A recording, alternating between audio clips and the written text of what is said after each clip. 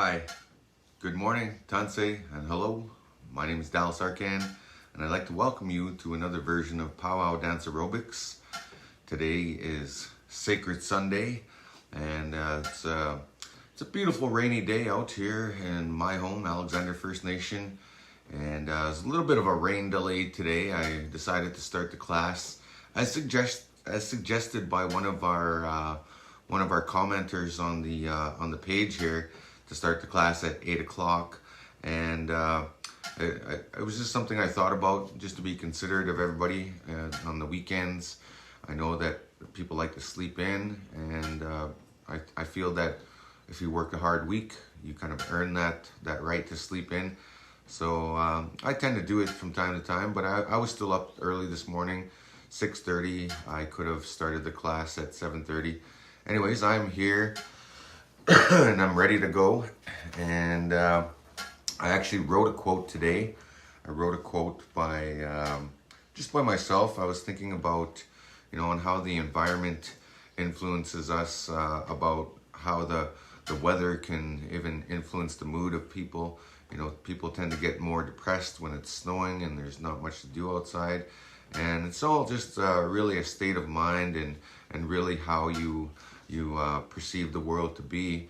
And it's all about attitude, I guess. And if you got a goal in mind that you want to do, and you have to be like passionate about it in order to do it. Like, for example, when I was training to be a world champion hoop dancer, a lot of times I wouldn't pay attention to the weather. I would just go regardless of the weather, and I would just, whether it's minus 38 or if it's raining or muddy or anything like that, I would just go out there and do my thing anyways. So today's quote that I wrote actually goes something like this. It's written by me, and it goes a little something like this. Environment influences everything. As the weather and the seasons change, so does our behaviors as human beings. All life on Earth adapts to this change and is part of evolution. However, we must be a product of our environment, or be a diamond in the rough. We are all born with special gifts to bring to the world, and when we discover the potential of those gifts, we can shine and bring pure joy to the world. So that's just a little quote that I wrote today. And I was just reflecting on the way things are, because I live on a reservation in the First Nations, and there is a lot of challenges out here with people. People are fighting. I look on our community page, and people are posting. There's some positive stuff on there, which is good. There's educational stuff, but there's still that negative part, and I try not to focus on the negative part as much, especially when I'm doing my own thing, and I'm trying to just be that diamond in the rough. I'm just trying to share my gift to the world. And I think if enough of us focused on focusing on just being our best self that we can be, then I think the world would be a better place. If you put aside those differences, if you put aside those opinions and everything like that, and you focus really on truly what genuinely makes you happy, I think the world would be a better place. So what makes me happy is dancing. So we're gonna get to it. I'm gonna put on some the Young Bear Singers. As you know, they're like one of my main drum groups that I like to sing, that I like to dance with and sing along to. And I'm just going to do that. And I think this is not live right now. It says recording. So I apologize. Bad internet and not really the greatest signal. So what I'll do is, this is a pre-recorded lesson, I guess, and it's beyond my control. Either way, I'm still dancing as if 100 million people are tuned in and following along. Either way, let's go. Let's dance. And we're gonna start out with the basic step. 1, 2, 3, 4. 1. So the basic step, basically, the reason why it's called a basic step is because that's how we start out when we do our dances, with that 1-2 step. So that's the basics, without even getting into the bouncy styles or the fancy styles of all the dancers in powwow. So that basic step is just a right, left, 1-2 step. it's just like walking, you know, like when you do this step, you're going to that thump, thump. That's why it's a 1-2, because that emulates the style, that emulates the heartbeat.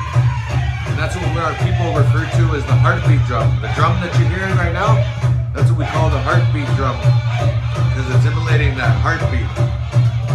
That's why there's a rhythm to it, just like our heart has a rhythm. And the faster we go, the more we move, the more that rhythm intensifies and increases.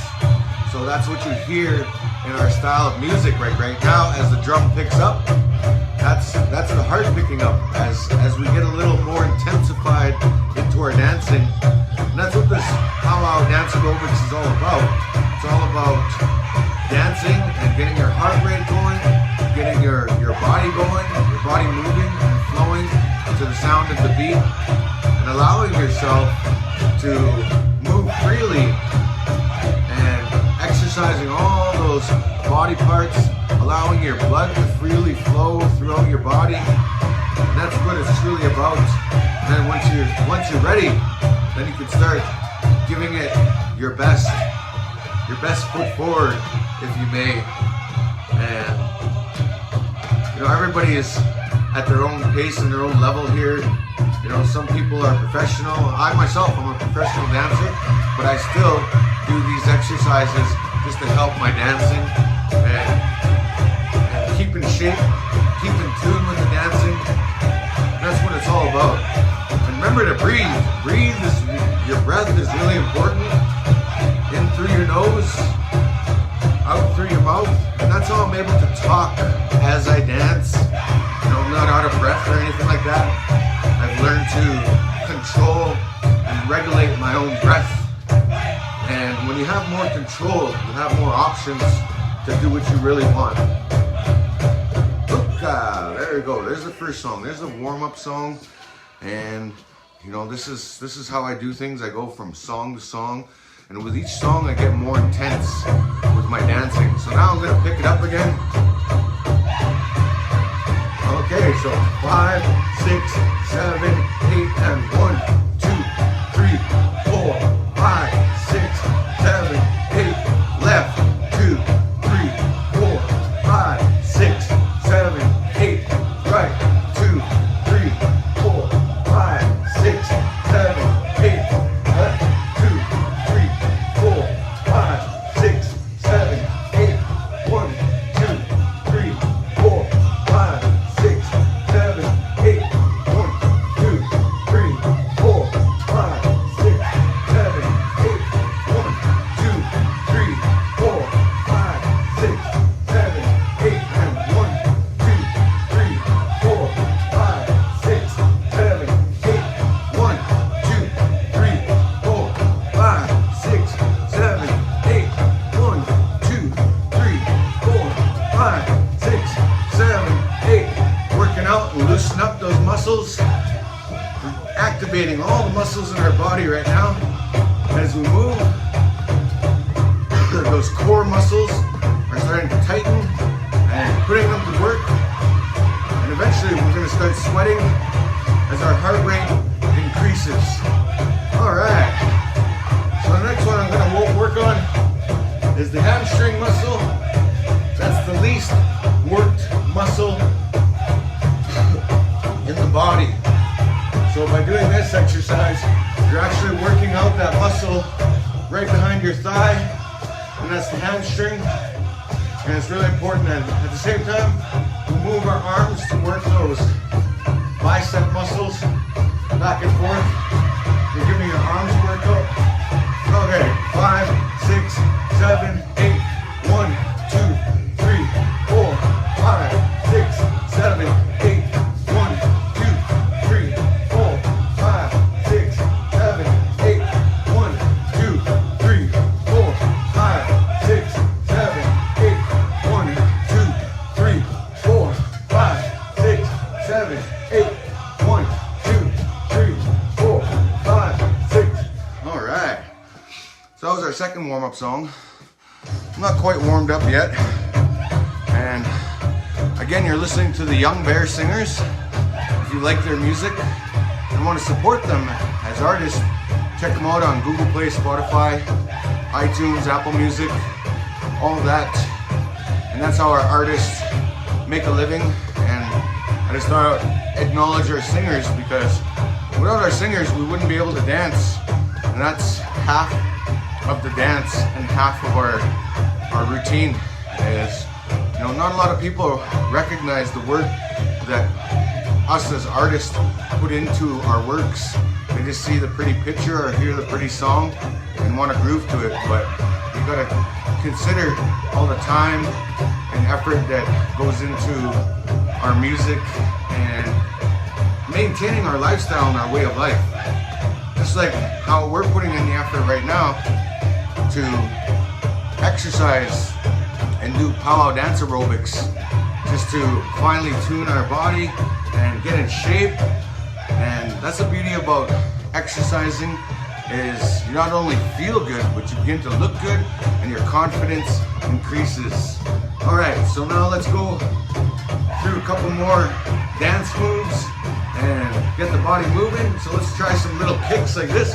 2, 3, 4, 5, 6, 7, 8, and 1, 2, 3, 4, 5, 6, 7, 8, 1, 2, 3, 4, 5, 6, 7, 8, 1, 2, 3, 4, 5, 6, 7, 8, 1, 2, 3, 4, 5, 6, 7, 8, 1, 2, 3, 4, 5, 6, 7, 8, 1, 2, 3, 4, 5, 6, 7, 8, 1, 2, 3, 4, 5, 6, 7, 8, 1, 2, 3, 4, 5, 6, 7, 8, and 1, 2, 3, 4, 5, 6, 7, 8, 1, 2, 3, 4, 5, 6, 7, 8.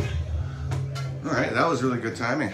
All right, so now I would like to slow things down now that we're warmed up. And the warm-up is really important because you want to warm up your muscles first before you stretch them. And also we gotta have lots of water. I have 2 cups put into this 1 cup, and they recommend about 8 cups of water on a daily basis. So now I'd like to introduce you to some of my own very own flute music. So I give myself permission to use my copyrighted music. And that's part of the issue here on Facebook. And it's not really an issue. It's really good that Facebook and YouTube recognizes by the ISRC codes that are embedded in the music to protect the artist from people falsely using their music or using it for their own gain or profit. And I'm not for profit here because I'm volunteering my services, so I believe according to their copyrights and standards that I'm using the music accordingly and freely, I guess. And the way I'm kind of advertising and promoting the music for the artist. And eventually someday I'd like to have my own, very own licensed powwow music, in which I will commission a drum group to make me some songs that I can use specifically for my videos. And that's something we're working on with my team right now. And I'm really grateful for all the help that I've received along the way, and I'm very thankful. And that's why I'm on here every day sharing with you. This is my way of giving back to the community, giving back to what I received and the joy that I received as a dancer, and I've made a career out of it, and it's been really good. And dancing saved my life, and I see that it's really helping some of you as well. So again, let's get into the stretching portion of this morning's routine. So we always start out small and stretching. So this stretch actually helps loosen up your joints, and specifically we're going from our wrists right here right now, and we are just loosening up those tendons in our wrist. And then from there we go with our arms, small circles, and then eventually get into bigger circles like so, and just Just get those arms, and this helps also improve the circulation throughout the body. And you know, it's a beautiful thing about fitness is when you work out, you start to notice and learn more about your body and what it's capable of and what the potential is of exercising. And exercising helps all of our vital organs function properly, and exercising helps our body stay in tune and stay in shape and prevents injury. So the next one we're doing is right over left, left over right. That will open up and loosen the breastplate as well. We go into another exercise, or another stretch, which you lock your hands together and you try to pull them apart, but don't pull them apart. And that will stretch nicely in the back of your shoulder blades. And you should feel that stretch in your back mostly. And then as you twist and turn, it actually works throughout your back and your spine, and you can feel that stretch into your lower lumbar area, your lower back area. And that's really a sensitive area in the back for most people. And that's where a lot of stress and tension is built up throughout the day. All right, so the next one from here, I'm going to go into the neck stretch. So we're gonna start out small. We'll just lean from one side. And you don't really need to force these stretches, especially with the neck, because they say your head weighs about as much as a pumpkin. So I always say to my students, let your pumpkin do the work on this one. So you just lean your head and let that stretch, just feel that tension in the neck and stretch it out. So this next one is, I call it the head shoulder roll. You go from right to left. And that helps loosen up all those muscles and tendons in your neck and some of the main veins in your body. Also, it helps loosen up those. As well, we go into a more intensified neck stretch, which is you put one hand on one shoulder and you lean away from it. And this helps to intensify that stretch and focus a little bit more on those muscles on your shoulder and on your head. And you should feel that pleasantly stretching and burning at the same time, which, you know, in my books, that's what I want. I want to feel that. I want to feel that I'm stretching. So the next stretch I do is the Tree of Life stretch. And it's where, you know, like I woke up this morning and I was grateful for another day. Thank you for another day. And that's something our elders teach us is, you know, I remember one of my elders teaching me, look at the trees, look at how they're holding up their branches, and their branches are up to the sky. You know what they're doing? They're saying thank you. They're showing their gratitude for the sun, for the rain, for everything. And that's why I like doing this stretch, because it reminds me of being a tree, because my feet are firmly planted in the ground like roots. And then all I gotta do now is just give it a little twist, because what also moves the trees is the wind. So now as the wind blows my tree back and forth, I'm able to stretch out my trunk, my spine, my core. And that's really important as well. And I like to do variety in my stretches. So then I lean forward and I go like this, and I go backwards, lean back. And oh, I felt a click there. So if you feel or hear a click in your body, don't be alarmed. That's your body realigning itself, and you're working out those kinks and the tension that you might have built up in your joint throughout the day. Okay, from here, put your arm straight, pull it towards your chest, and basically this one stretches out the tricep muscle as well as the shoulder muscle. And typically you want to do about 10 seconds of stretching for each muscle area that you're stretching. So this is stretching out the tricep, which is behind the arm, and the shoulder. And you want to give it a good stretch there. And then one more quick stretch. This one will help stretch the side, the core area, as well as part of the legs, by putting your hands behind your head and taking your elbow and reaching it to your knee. And sometimes I get a pop out of this one. So I must have worked out those kinks earlier. Oh, I felt a little pop there. Okay, that was, I think, in my hip and back. and that's good. Getting those pops is really good because you're working out those kinks in your body, and your body is starting to straighten out, realign itself. And that's what stretching and working out does, is it helps strengthen and realign your body. And I've just come to know that over the years. You know, I'm not a professionally trained, what do you call those, personal trainers. I'm not one of those, but I've worked with personal trainers. So this next one is all about the ankle, and you want to circulate your ankle like this, back and forth, left to right. And this helps loosen up the joint in the ankle. There's not a lot of muscle in the ankle, but there is a lot of tension that you get from walking on your ankle, and doing this circle exercise helps loosen up any tightness that you might have in your ankle. And as well, it allows your ankle to move freely. And by doing these exercises, strengthens your ankle simply by exercising and stretching and working out. It helps prevent injury in the future. So for example, if you don't stretch and you're walking around on uneven ground and all of a sudden you twist your ankle, you're gonna feel it more if you didn't stretch or prepare for it. So like I was saying before though, I'm not a personal trainer, but I've worked with them, and I've personally took a lot of notes and personally trained myself for many years, and I used it to acquire and maintain my lifestyle as a professional dancer, hoop dancer.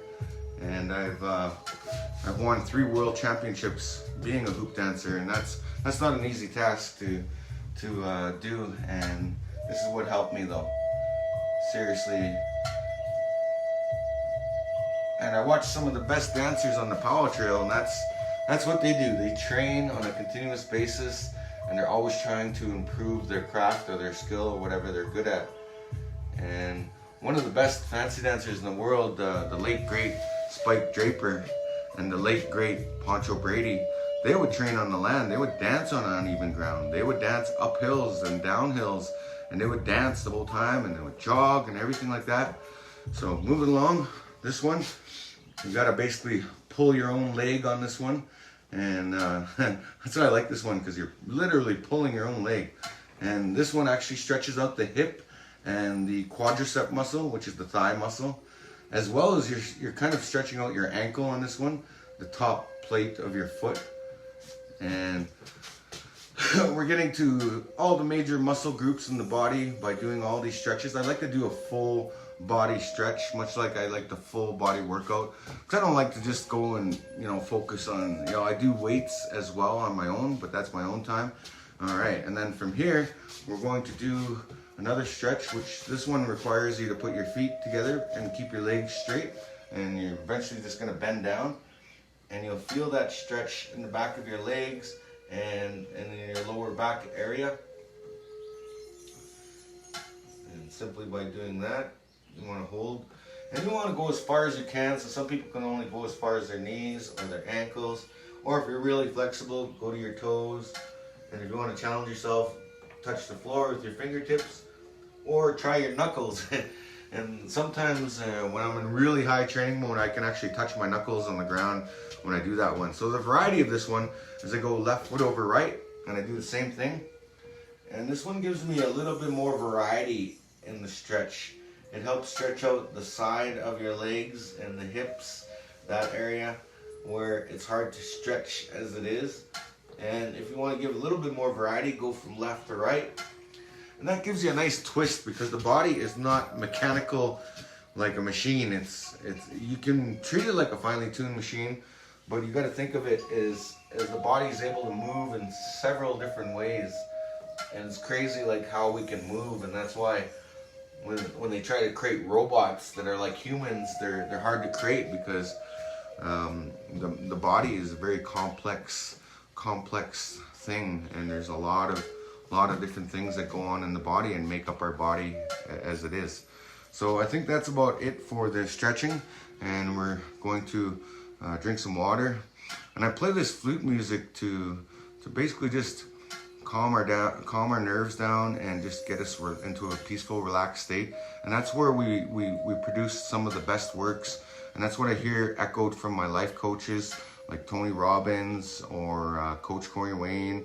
And a lot of the great life coaches, they say some of our best work comes from, our best productivity comes when we're in a peaceful, relaxed state. So that's why I believe it's important to get that meditation part down and focus on stretching and relaxing our body. Water is life. And I'll teach you the Cree word for the day. The Cree word for the day is nipi. Nipi is how we say water in our language, in our Cree language. And there's many different languages out there, and I appreciate all of you sharing your languages on here in the comments.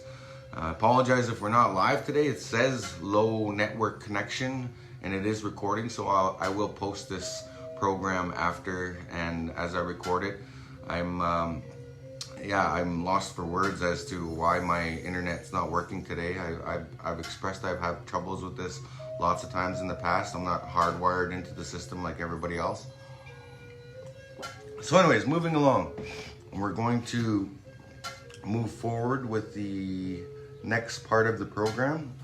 In the next part of the program, we're going to do a little bit more dancing, getting a little bit more intensified. And so if you have weights, cool. If you don't, then don't worry about it. You can use soup cans or you can use dictionaries as weights. Any little bit of weight is going to increase the effort and the intensity of the dancing that we're doing, and you're actually going to help work those muscles in your body. And we're gonna focus on working our shoulders, working our biceps and our triceps. So this is a tricep workout. When you're going like this, whenever you're moving like that, you're working the back of your arms. So if you wanna make more definition there, and don't worry about getting big arms. You're not gonna become Arnold Schwarzenegger or a bodybuilder just by doing these exercises. No, you're gonna strengthen and tone your muscles simply by doing high repetitions and low weight. So I use dictionaries because everybody's got a book around their house they can use, whether it's a dictionary or a storybook or whatever. You know, you got the Harry Potter collection or something like that. The books are really heavy sometimes. And I just thought I would share that with you. And we're going to use them for the next part of the lesson. So now I'm gonna put on the Young Bear Singers again, and we're gonna get into some more dancing, and then I will do a hoop dance tutorial after that. Okay, back into the dancing. So 5, 6, 7, 8, and 1, 2, 3, 4, 5, 6, 7, 8. 1, 2, 3, 4, 5, 6, 7, 8. 1, 2, 3, 4, 5, 6, 7, 8. 1, 2, 3, 4, 5, 6, 7, 8. 1, 2, 3, 4, 5, 6, 7, 8. 1, 2, 3, 4, 5, 6, 7, 8. 1, 2, 3, 4, 5, 6, 7, 8. 1, 2, 3, 4, 5, 6, 7, 8. 1, 2, 3, 4, 5, 6, 7, 8. Heels in, heels out. Heels in, heels out. Just like that. And then we're gonna alternate left to right. So our heels are going in and going out. And now we're doing our shoulders. Okay, so 5, 6, 7, 8, in, out. 5, 6, 7, 8. 1, 2, 3, 4. 1, 2, 3, 4, 5, 6, 7, 8. 1, 2, 3, 4, 5, 6, 7, 8. 1, 2, 3, 4, 5, 6, 7, 8. 1, 2, 3, 4, 5, 6, 7, 8. 1, 2, 3, 4, 5, 6, 7, 8. 1,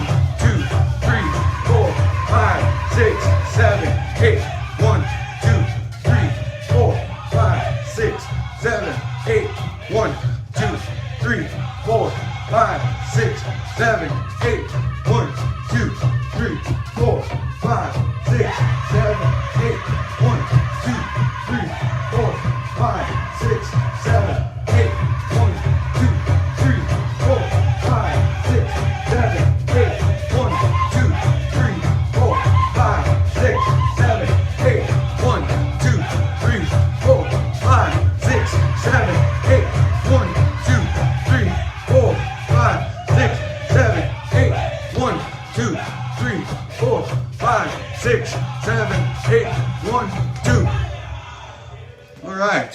Whew. That was a really intense exercise. So that that deserves a little bit of a water break. All right. Wow.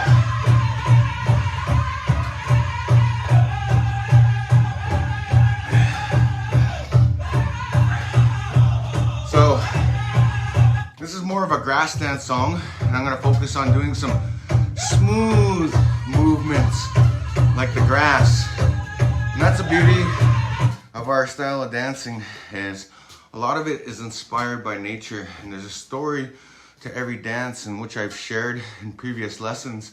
But the grass dance is a dance, it kind of imitates the grass and how the grass moves with the wind and it moves with the land. And if you look at the prairie and the landscape and you can see the grass as the wind blows it, it's a beautiful sight to see. You know, if you see a wild grassland and you see how the grass moves and it's just so bendy and perfect. And when you watch our grass dancers, part of their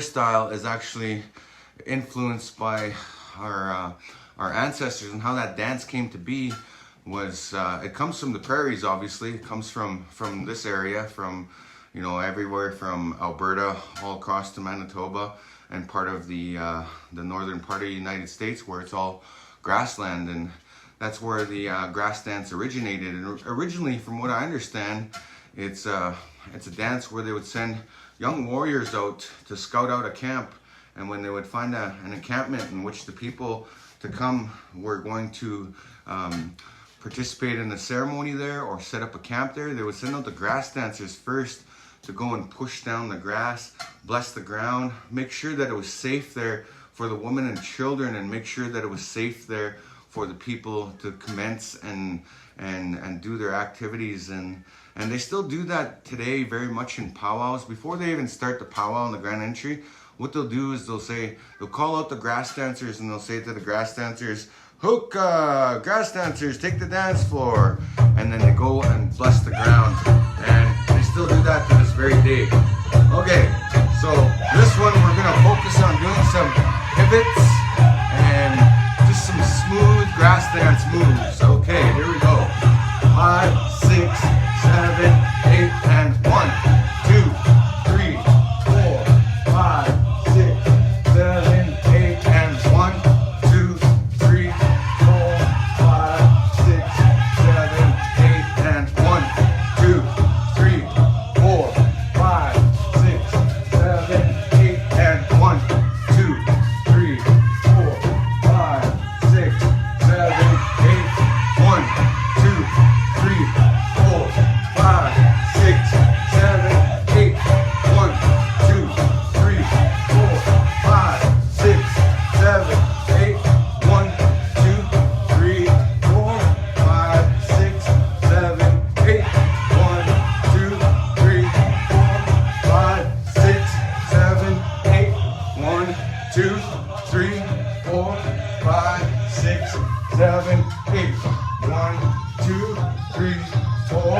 5, 6, 7, 8, 1, 2, 3, 4, 5, 6,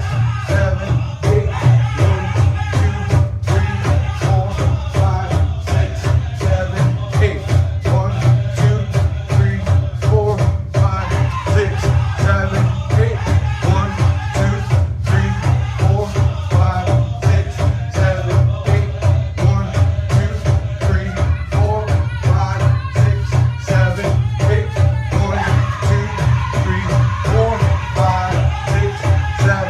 8, 1, 2, 3, 4, 5, 6, 7, 8, 1, 2, 3, 4, 5, 6, 7, 8, 1, 2, 3, 4, 5, 6, 7, 8, 1, 2, 3, 4, 5, 6, 7, 8. Oh, wow. Grass dance is one of the hardest dances to do because it takes so much control, so much, you got to be able to hold yourself up. And I admire grass dance because it's one of the most creative dances out of all the powwow dancing, because you have to be able to control and move your body in such ways, in such a slow speed. It's actually a lot harder to dance slower than it is to dance fast. Like, sure, fast, it takes a lot of lung capacity and a lot of intense energy, but just imagine as a grass dancer, you're holding and you're posing, and it's a lot of energy to hold those muscles and pose and move your body so fluidly. Like, even myself as an experienced dancer, I'm not a very good grass dancer myself, but you know, I try. And there's way better. You gotta look up some of the grass dancers out there. One of the greatest grass dancers is now a senator in the United States. His name is Jonathan Windyboy, and he's actually he's the governor of Montana. And the guy's a world champion, legendary grass dancer. And you gotta check him out. His videos. He's getting up there in age, but he was also featured on the National Geographic magazine. And I seen him on there when I was a kid, and that was very inspirational for me to see one of our very own people featured in the grass dance and explaining their story about the grass dance and what it means. All right. So now we're going to get into the Golden Age portion, in which I'd like to honor the Golden Age men and the Golden Age women. The Golden Age men, they're very important in our powwow circle, because whenever a feather drops, they stop the powwow. When an eagle feather falls to the ground, guess who they call? They call the Golden Age men. And the Golden Age men, they're the most experienced dancers, and they come out and they bless that feather. They do a dance for that feather, and they have a feather pickup ceremony. Sometimes they just go and do a prayer and pick it up, like if it's a busy powwow and they don't really have a lot of time. But sometimes some powwows prefer that they do a pickup song, and that's where they'll get 4 Golden Age men's traditional dancer. And they're not always Golden Age. It could be a very powerful men's traditional dancer, but either way, those men's traditional dancers, they're the ones who wear all the eagle feathers. And to earn an eagle feather in our Indigenous culture is the highest honor. And you don't just get them. You don't just go pluck an eagle to get them. No, you have to earn the eagle feather. The eagle feather is really important to our people and our way of life. We use them for everything. Smudging. We use them in our outfits. We use them as gifts, as honor gifts to honor people. So that's really what the symbol of the eagle feather is. So in our Golden Age men, they don't move as fast, but you can just see their steady movement, and you can just see their power. And as they dance and they graduate to that phase of their life, because there's 4 phases in life that are based off of the medicine wheel. The first phase being a child, and being like when you're born, you're a child, you're innocent, and you're learning. And then the second phase is your adolescence, your teenager. That's when you start to make mistakes, and that's when you start to realize what the world is, and you're learning to be an adult and being independent and being on your own. And then the third phase is being an adult. By then, you're ready to be on your own. You're ready to start making your own story in life and being who you want to become, good or bad, or if that's what your journey entails, that's what it's all about. And then the fourth phase, which is being an elder, you basically do a complete circle, and that's how you live a full life of being an elder. By then, you know all the fundamentals in life, and you've learned all the lessons that you need to learn, and then some, and you know how to properly deal with those lessons in life. And that's what I've come to know, in my 41 years of life here on earth. I've come to know these things, and now I'm in my adulthood. Someday I might be an elder, and as I get older, I realize these things, and that's what I strive for and work towards in my own life. So just keep those feet moving, people. And we only need about 20 minutes of dancing to burn about 700 calories, but if you'd like to burn a little bit more, you can dance a full hour on your own and dance to an entire album of Young Bear or Northern Cree or Iabe or Iahe Nakota or Black Lodge, Blackstone, just to name a few. You know, there's quite a few drum groups out there.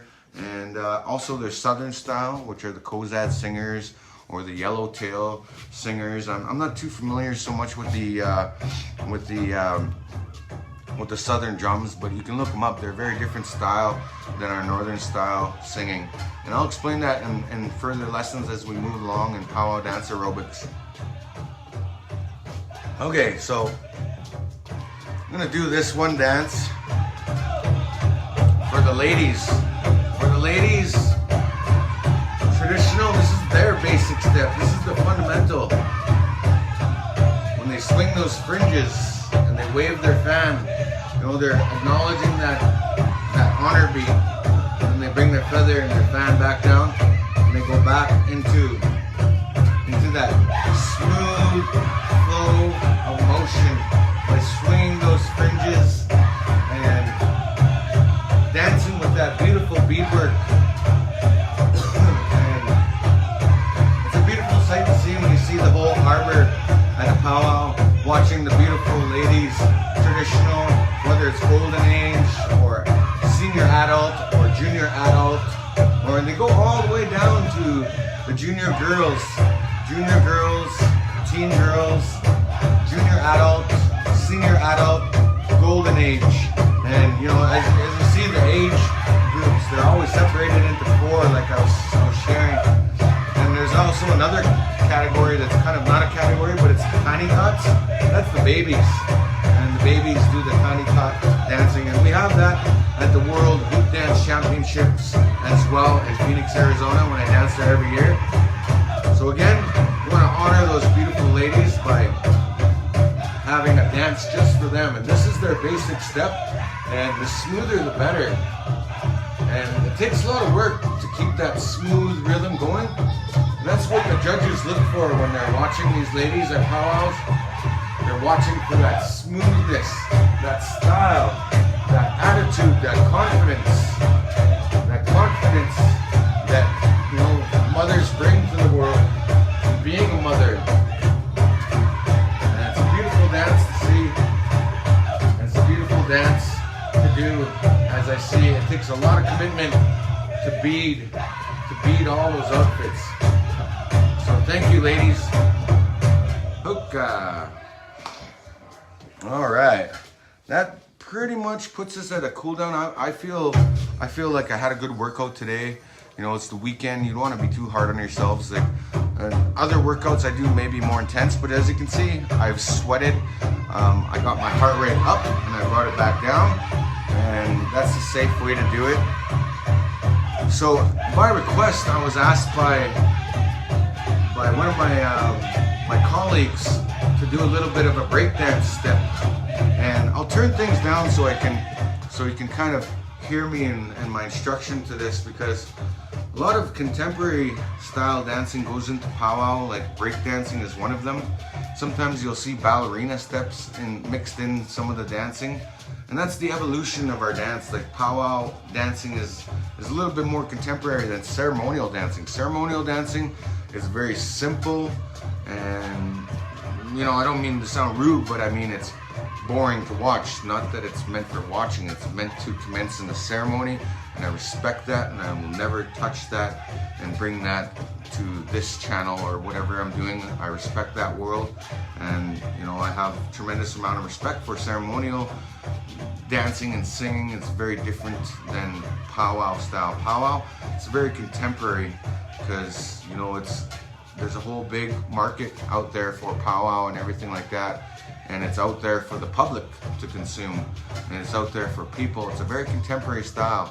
So I wanted to show you a little breakdance step that I do, because I'm a fancy dancer, and a lot of fancy dancing is contemporary. Because if you look up the Buffalo Bill Wild West show, a lot of the dancing evolved from that, and there's another story to that in itself. So I'm going to teach you the 6th step of breakdancing. It's the very basics of breakdancing. If you want to learn how to breakdance, you got to learn the 6th step. So how the 6th step goes is you go Okay, 5, 6, 7, 8, and 1, 2, 3, 4, 5, 6. That's all you do. So I'll do it from this perspective. So you go 1, 2, 3, 4, 5, 6. And when you're doing this, you got to be able to be fluid with your body. You got to be able to swing, but it's kind of a controlled swing. So it's like this. 1, 2, 3, 4, 5, 6. 1, 2, 3, 4, 5, 6. 1, 2, 3, 4, 5, 6. Just like that. And then boom, boom, shuffle, boom, boom, boom. You know, so that's really, you know, I was a break dancer for many, many years. And I got it to a point where I figured out how to break dance and hoop dance at the same time. And I mixed it in with my break dancing, mixed my break dancing with my hoop dancing, with my fancy dancing. So, for example, when I'm doing the break dancing, I could do it with a hoop. So the 6-step. So 1, 2, 3, 4, 5, 6. 1, 2, 3, 4, 5, 6. 1, 2, 3, 4, 5, 6. Jump! And you know, it just goes on and on. You can mix that step into there. And I also had another request. So I'm kind of running at my time here. I got a few more minutes left and I can do a hoop dance tutorial. Gotta have some water. Again, the Cree word for the day is nipi, water. And I want to share the hoop dance tutorial. So originally, the hoop dance was a ceremonial dance. And a lot of our dancing comes from ceremonial dances. So in the original hoop dance ceremony, the hoops were made out of these willow. This is red willow. And there's an abundance of them all across North America. And they're really flexible. Like this one's fairly old and it's already been kind of shaped. So once you cut them and they're fresh, you have to shape them right away. And once they're shaped and hardened, then they kind of maintain their shape. So that's why mine's kind of like this. So this is what the original dream catchers were made out of. Just so you know about the dream catcher and what it all means. It's meant to filter out the bad dreams and let the good dreams in. So that's the basic thing. I know people hang them in their cars as decoration. And, you know, like, I don't know why they would do that, but I guess that's the thing nowadays. A lot of our culture has been monetized and, exploited in a way. So I know that there's crafters and artisans that are against that, and I get it and I understand it. And you know, I'm kind of on the same side of the fence with that one. But anyways, I'm just explaining where the hoops originally come from. So once you find yourself a nice size willow, you can make an actual size hoop like this. So this is a little small for me still because I have room under here, but I still am able to dance with this hoop, and I would dance a lot differently, and I do dance differently when I use the traditional hoops. I tend to think of it more as a ceremonial type dance when I'm doing this hoop dance with the original hoops, which are made from red willow. And once you peel them, you peel the bark. The bark is actually can be used as medicine, and it's actually one of our traditional, one of the components of our traditional tobacco in the Cree style. And basically the Cree style tobacco is called kinnikinnick. Kinnikinnick. There's our other Cree word for the day. So we've got two words for the day. Kinnikinnick is our traditional Cree tobacco, in which it's a combination of tobacco leaf, and it can be, I guess it just depends if you trade it from somebody from the east. But traditionally is a mixture of herbs and bark from the red willow and chips, wood chips from the red willow. And it's basically a mixture of that and medicines, different types of medicines. Like I'm not familiar with all that. I'm not an expert in that area, but I do know that they use red willow bark and chips to make the traditional tobacco that they smoke in the pipes in the ceremony. So that's one use of it. Also, when you keep the bark from the red willow, you could actually boil it and make a tea. And that tea is similar to taking acetaminophen or Tylenol or aspirin, whatever that component is in that.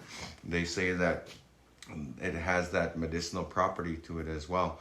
So if you ever need neocitrin and you're out in the bush, or you're out in the wild and you don't have a store to go to and you need neocitrin for your cold or your ailment, get some red willow bark and that will help. You know, there's a lot of knowledge in plants and a lot of things. So now that I've got through the traditional component of it and the history, a little bit of the history of the hoop dance, and you know, those hoops are only really meant for ceremonial style of hoop dancing. And Tony Duncan's dad, his name's Ken Duncan, I actually gifted him some real traditional hoops for free. You know, I made them for him and I was like, here you go, brother.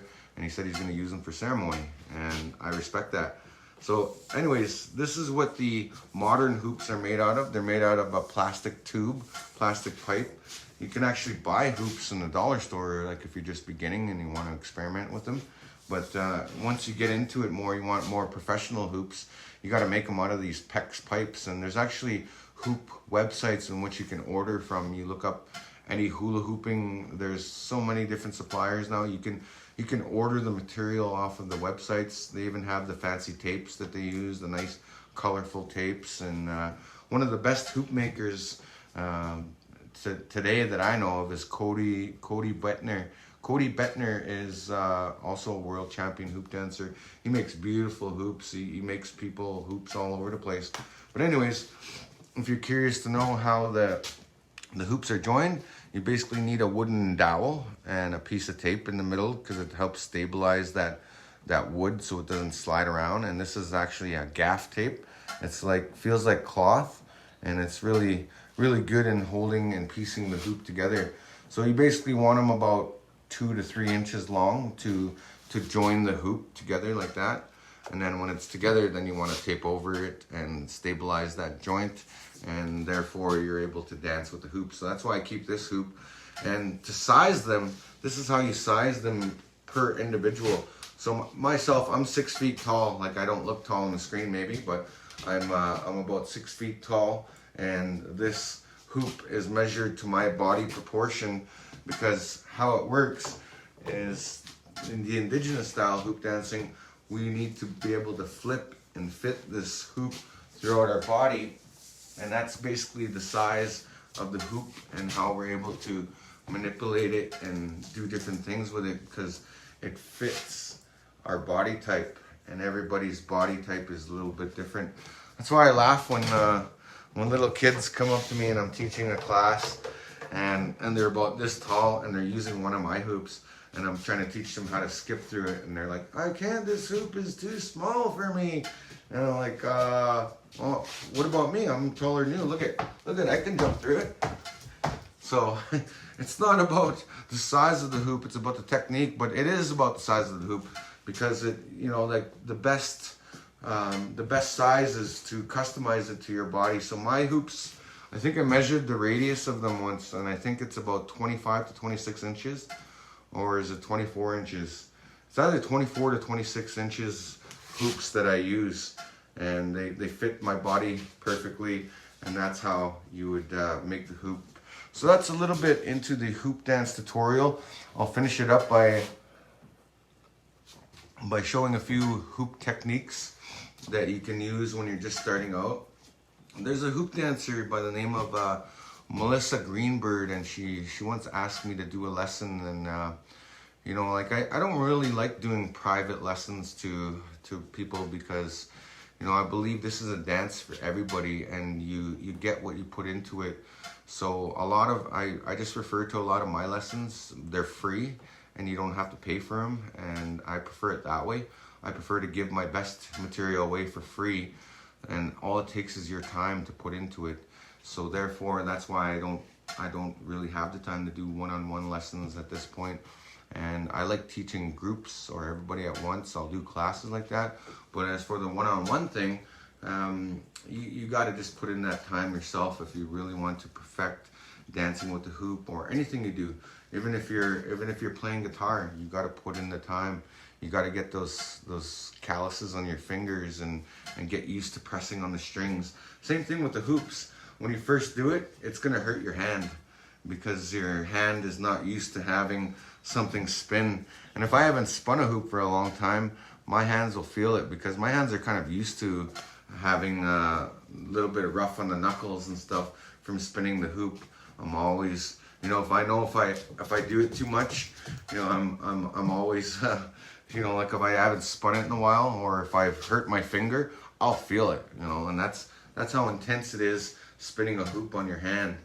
So spinning the hoop like this is, this one's actually a weighted hoop, so it actually helps build my forearm a little bit more and helps build those muscles in a very healthy way and helps me control the hoop. So what I do for an exercise is I'll go from left to right like this, left, right, right, left, back and forth like that. And that's really what it takes. It just takes a matter of doing that. But you always got to remember that this is a hoop dance. Regardless if you're learning these techniques, you have to consider this is hoop dance, Indigenous style. So once you figure out and coordinate yourself, then challenge yourself to dance. 1, 2, 3, 4, 5, 6, 7, 8. 1, 2, 3, 4, 5, 6, 7, 8. 1 and 2 and 1 and 2 and switch and 1 and 2 and 1 and 2. 1 and 2 and 1 and 2 and stop. There we go. So there's a little bit of a hoop tutorial for you. And here's a basic move that you can do.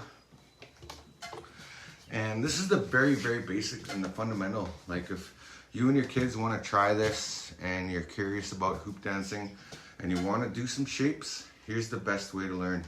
Here's the best way you can do it. You can just learn how to do 3 hoops, because that is the absolute minimal fundamental hoop dancing. Because I was at the World Championships and I seen one of the hoop dancers actually do a routine with only 3 hoops. And that's all it takes, folks, is you can do stuff with 3 hoops. So here's one of the formations you can do. So cross these over your shoulders, put this one up like this so that this hoop is resting here. And it's really important that you reach over this yellow hoop and you go under and grab these hoops. You see where my arms are? If you're not sure, you got to rewind the video and check it out for yourself and put in the time. So now all you got to do from here is bring it out, spread it across your back like that, and there you have your formation. You have your little baby eagle formation or bird formation, if you may want to call it that as well. And then you can play with this formation, because part of discovery is playing. You know, when you have fun in what you're doing, you discover so many different things about it and the potential to learn more stuff. So you can flip it over like this, and you can also flip it over again and then make another formation. And then from this formation, you can actually continue on the formation, and you can just continually make formations out of doing this. And there's several different things that you can do with this. You could actually step into it like this.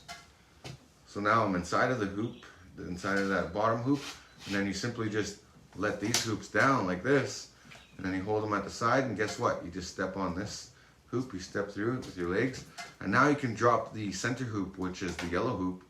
And then I'm going to show you one last cool move. This is a bonus move. So the bonus move is, what we're going to do is we're going to cross our right and our left. We're going to cross them over, and this center hoop is actually going to be our focal point. So we're going to flip it up, cross it like that, cross them over, and then you come out with a nice globe like that, a nice sphere or globe or world, whatever you want to call it. You know, I don't really have names for every single move that I do, but this is clearly a sphere or a globe or a world, you know. And there's your tutorial for the day, and something you can practice. And it's not about what you do, it's about how you do it. And that's what separates us into styles as hoop dancers. You know, we all do some of the same moves, but it's about how we do it and the style we do it. And it's about the dancing as well. The dancing is equally important in hoop dance as the actual moves themselves. So that's pretty much all I have for today. I've went for an entire hour, so it's probably going to take me forever to upload this video. But either way, I apologize for not being live today. It says low network connection, and it's recording, so I'm confident that it's eventually going to get out there. And if you guys want, you can watch a previous video like some other people have been sharing with me. So I appreciate everybody and thank you, and hope you're all doing well out there. So until then, you keep fit, have fun, and have a beautiful day, and peace out.